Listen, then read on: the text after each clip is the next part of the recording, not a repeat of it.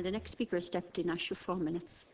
I'm always amused these days when Fianna Fáil raise issues to do with business and the economy.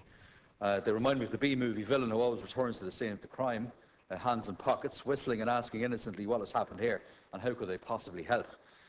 Make no mistake, Fianna Fáil is the villain of this particular piece, single-handedly responsible for wrecking our economy and driving so many businesses to the wall. They may now act the part of concerned onlookers, but the memories of the people are not short. I don't think anyone will be taken in by such brazen attempts to ignore their all too recent history.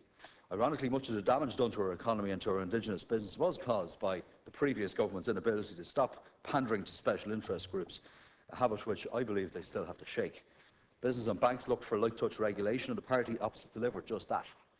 They constantly sought exemptions from rules which were in the public interest and were the norm in other countries. They're at it again today and last night with their attempt to shoot down a proposal that employers should contribute modestly to statutory sick pay, a proposal which would do nothing, only bring us in line with normal practice across Europe.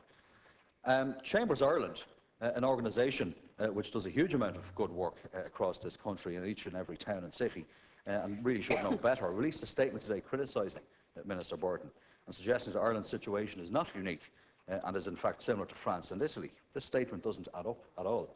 In France, employers must top up illness benefits to normal pay, and in Italy there is 180 days of statutory sick pay, similar to the UK, our closest trading partner, and that's the system that pertains just a few miles north of us in Northern Ireland.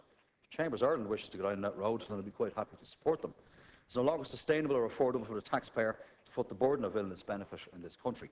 In 2010, according to figures issued to me in reply to a parliamentary question late last year, it cost the Irish taxpayer almost €1 billion for almost 26 million sick days.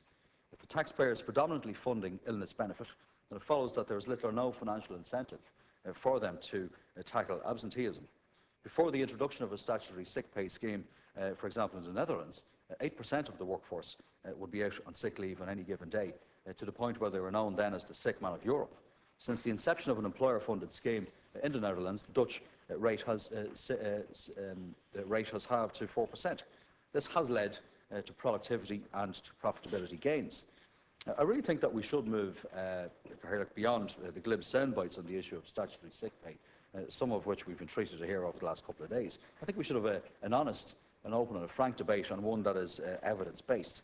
I firmly believe that based on the evidence that I've seen, that the introduction of statutory sick pay would ultimately provide a win-win for business and for the taxpayer, and I would urge everybody in this House who's contributed to this debate to show some responsibility in terms of the discussion.